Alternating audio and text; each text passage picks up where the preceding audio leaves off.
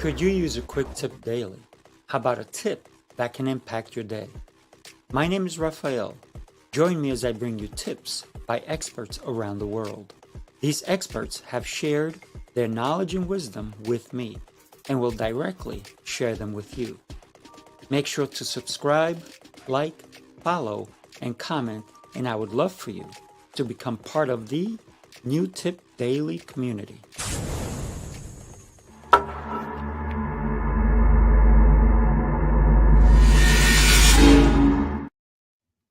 Good morning. Happy Tuesday. I apologize for not being here yesterday, but I was traveling all day. What can I tell you? And while I was traveling, I was writing a book. Those are the things you can do while you're sitting down and you're not the one driving, someone else is in control. Today I want to talk to you about blame. The blame game. You did it. No, you did it. No, you did it. A lot of times we're looking to blame someone because something has not gone according to plan. And that's usually the case, right? Something hasn't gone according to plan, so somebody needs to take the blame. This past weekend, I was in Maryland. I went to DC through Amtrak, and then I was picked up by Jose's chauffeur, and he took me to my hotel. It was an hour,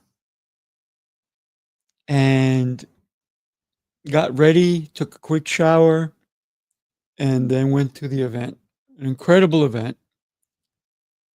And the cool thing about the event is everybody was warm, caring, happy to see each other. And then on Sunday, I went to Jose invited me to the Commanders game versus the Steelers. What an incredible game. Now, if you watch the game, the Commanders lost by listen, 1 point. And someone got blamed for that losing, that ending. One person got blamed. It was apparent to everybody watching it that that person kind of messed up. Now, how do we treat someone when they make a mistake? Do we constantly blame them? Do we do that replay over and over and over and over and over again? Do we not give them the grace to say, hey, you made a mistake? It could have happened to me. I could have made that mistake. So before we start pointing the finger at people, because we all know what happens, you point the finger, the other fingers are pointing in your direction. See that? So when I point the finger, I point the wall. So this way, but that's not what I'm getting at. Before we point the finger and blame someone, we have to ask ourselves, could I have made the same mistake? Could I? It happens. It wasn't an intention. When somebody makes an intentional or takes an intentional action, then yes, it is their fault. And depending on the gravity, how powerful that mistake was, um, we still have to be a little aware of why we're blaming someone for their actions. Thank you for joining me and watching. And yes, today I'm talking about the blame game. Why do we blame others? And we're so used to doing that, right? We don't want the blame. Whose fault is it? Whose fault is it? Who messed up? I always say, if you're considering blaming someone for anything, whatever it is,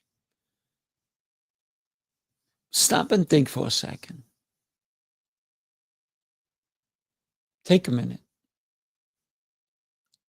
Why am I blaming this person? What's the outcome of me blaming them?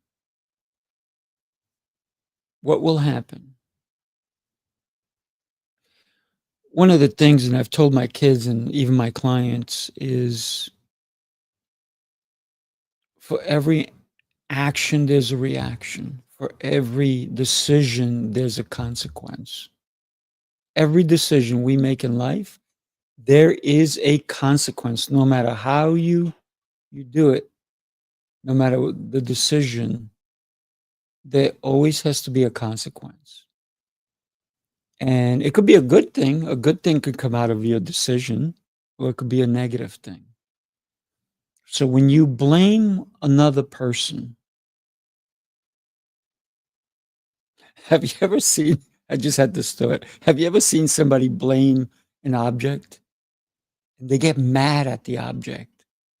You bumped into your bedpost and you get mad at it and you throw things. You just made the situation worse. Many years ago, when I was before I became a master woodworker, I was an apprentice, and we all have to start somewhere, right? And the guy who taught me, man, his temper was out of control. He literally would take an expensive tool and slam it on the floor because whatever he was working on did not go well. And guess what? It would cost him because guess what? He could not use the tool the same way anymore. It was damaged, or maybe it had to be repaired. And so his temper got the better of him. And he was a person that would even curse, and he would curse me out. And I would just listen to it, let him get his anger out, and move on. It didn't affect me because I knew the kind of person he was. He was a really good person. He just didn't understand his behavior could affect another human being.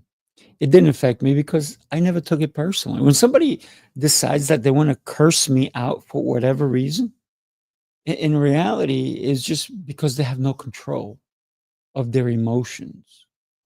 They have no idea of the better words they can use. Instead of cursing, they can elaborate a lot better with the words they use. So I always encourage people to think before, if possible, before you react. Sometimes certain actions require lightning speed reactions. If somebody's trying to hit you and you're driving, you have to be really reactive so that you avoid the accident.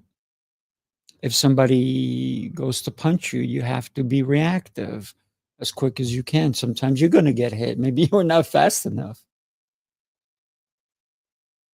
So before you blame, this is my tip. Before you blame another person, even if it's super clear, think about the way you even go about blaming. Maybe you can say, instead of saying, you know, you took this thing and you did this with it, say, hey, can I ask you a question? Would you mind explaining to me why you took this thing and you did so and so with it? So I can understand why you did it. You may get more clarity than the blaming, and they may admit, yeah, I made a mistake. But if you go and start blaming, they're going to do the next logical thing, defending. They're going to start to defend. Doesn't that make sense? When you blame somebody, what are they going to do? They're going to shut the door, and no real conversations are going to happen. Growth comes from understanding, my friends. Growth comes from listening. When you're talking, you can't learn. I've learned that a long, long, long time ago. So I love listening. When someone else is speaking, I do this and I get into it. I use the gifts that God has given me, which is my ears, to listen. But I also listen between the lines because that, my friends,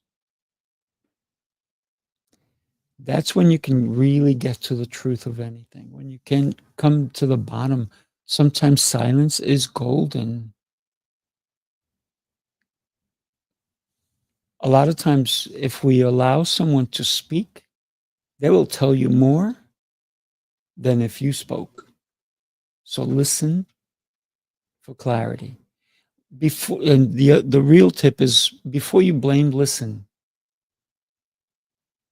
What were you thinking?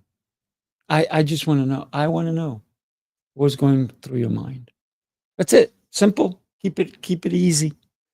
Thank you so much for joining me today. I look forward to seeing you next time. Make yourself exceptional. The only way we can do that is by looking at every action we take and making it better.